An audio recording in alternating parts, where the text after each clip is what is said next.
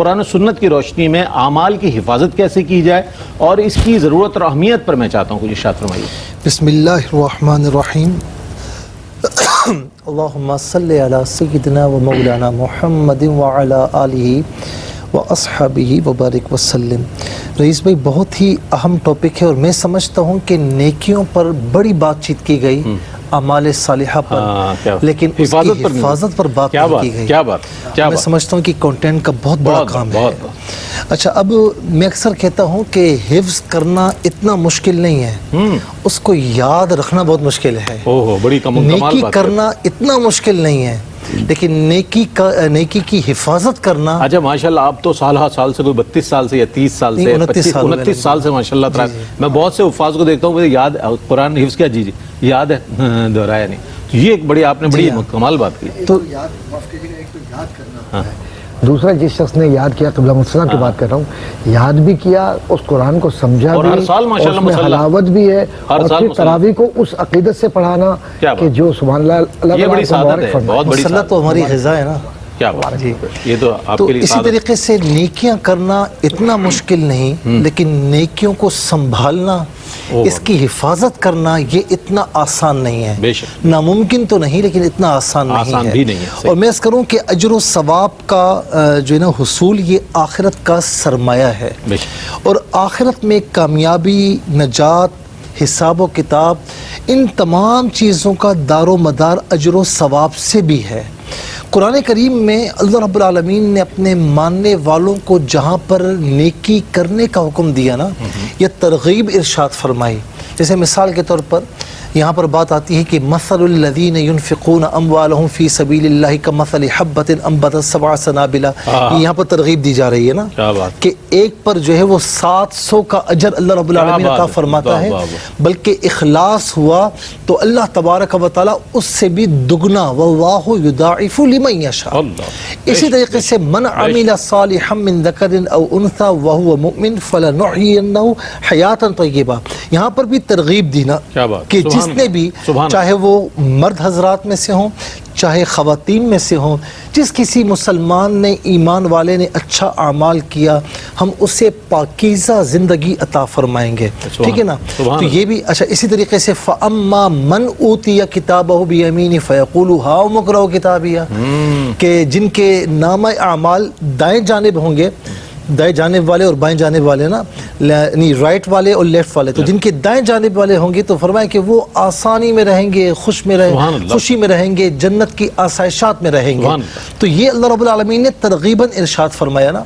اچھا، اسی طریقے سے آپ یہ دیکھیں کہ جہاں نیکی کا حکم ہے تو قرآن تو تا قیامت ہے نا، یہ تا قیامت ہماری رہنمائی کرتا ہے، تو وہاں پر نیکی کی حفاظت کا بھی حکم دیا ہے۔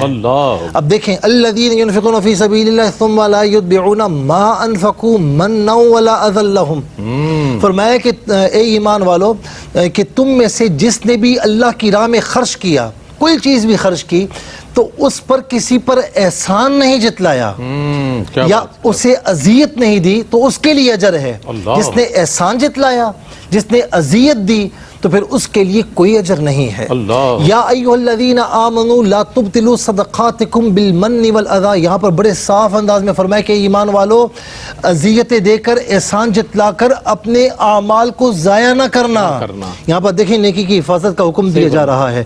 پھر آپ یہ دیکھیں کہ یا ایھا الذین آمنوا لا ترفعوا اصواتکم فوق صوت النبی ولا تجہروا له بالقول کجہر بعضکم لبعض ان تحبط اعمالکم وانتم لا تشعرون، کہ فرمائے کہ اے ایمان والو، نبی کی آواز سے اپنی آواز کو اونچا نہ رکھنا، جس طریقے سے تم ایک دوسرے کو پکارتے ہو، میرے نبی کو اس طرح نہ پکارنا، اگر تم نے خیال نہ رکھا تمہیں پتہ بھی نہیں چلے گا، تمہیں پتہ بھی نہیں چلے گا، اور تمہارے اعمال سارے اکارت ہو جائیں گے۔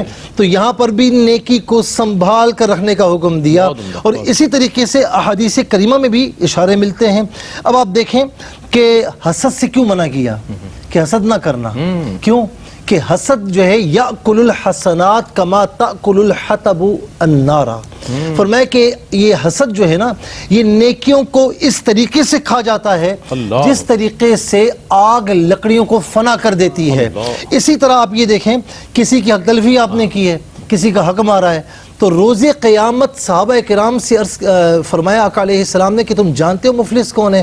عرض کی یا رسول اللہ ہم تو مفلس اس کو سمجھتے ہیں جس کے پاس مال و دولت نہ ہو. فرمایا نہیں، روز قیامت سب سے بڑا مفلس وہ ہوگا جو نیکیاں لے کر آئے گا، نیکیاں در نیکیاں لے کر آئے گا، لیکن لوگوں کے حقوق اس پر نکلتے ہوں گے، وہ آتے جائیں گے، اس کی نیکیاں وہ لیتے چلے جائیں گے، یہاں تک کہ پھر بھی لوگ آئیں گے تب ان کے گناہ اس کے سر پر ڈال دیے جائیں گے. تو فرمایا کہ سب سے بڑا مفلس یہی ہے.